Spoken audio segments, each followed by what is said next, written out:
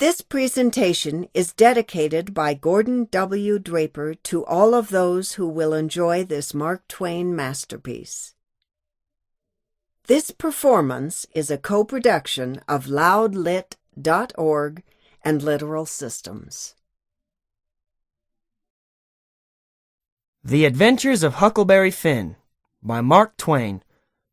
Performed by Marc Devine. Notice, persons attempting to find a motive in this narrative will be prosecuted. Persons attempting to find a moral in it will be banished. Persons attempting to find a plot in it will be shot. By order of the author, per G.G., Chief of Ordnance. Chapter 1. You don't know about me without you have read a book by the name of The Adventures of Tom Sawyer. But that ain't no matter. That book was made by Mr. Mark Twain, and he told the truth, mainly.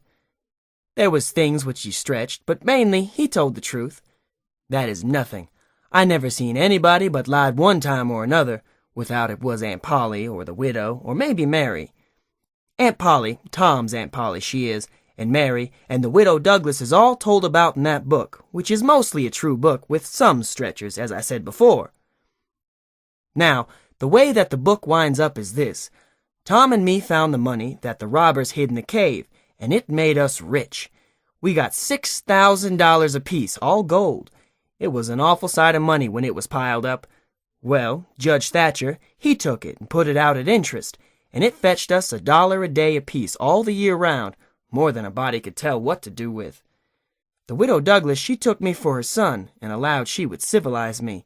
But it was rough living in the house all the time, considering how dismal, regular, and decent the widow was in all her ways.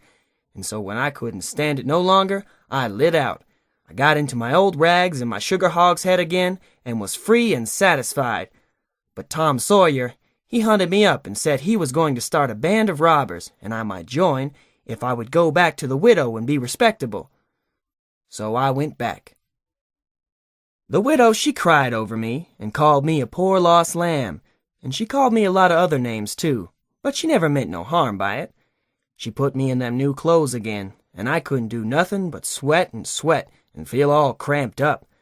Well, then, the old thing commenced again. The widow rung a bell for supper, and you had to come to time.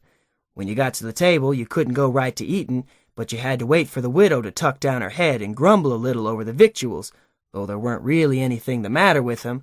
That is, nothing, only everything was cooked by itself. In a barrel of odds and ends it is different. Things get mixed up and the juice kind of swaps around and the things go better. After supper she got out her book and learned me about Moses and the bulrushers, and I was in a sweat to find out all about him. But by and by she let it out that Moses had been dead a considerable long time. So then I didn't care no more about him, because I don't take no stock in dead people. Pretty soon I wanted to smoke, and asked the widow to let me, but she wouldn't. She said it was a mean practice and wasn't clean, and I must try to not do it any more. That is just the way with some people. They get down on a thing when they don't know nothing about it. Here she was a-botherin' about Moses, which was no kin to her and no use to anybody being gone, you see, yet finding a power of fault with me for doing a thing that had some good in it. And she took snuff, too.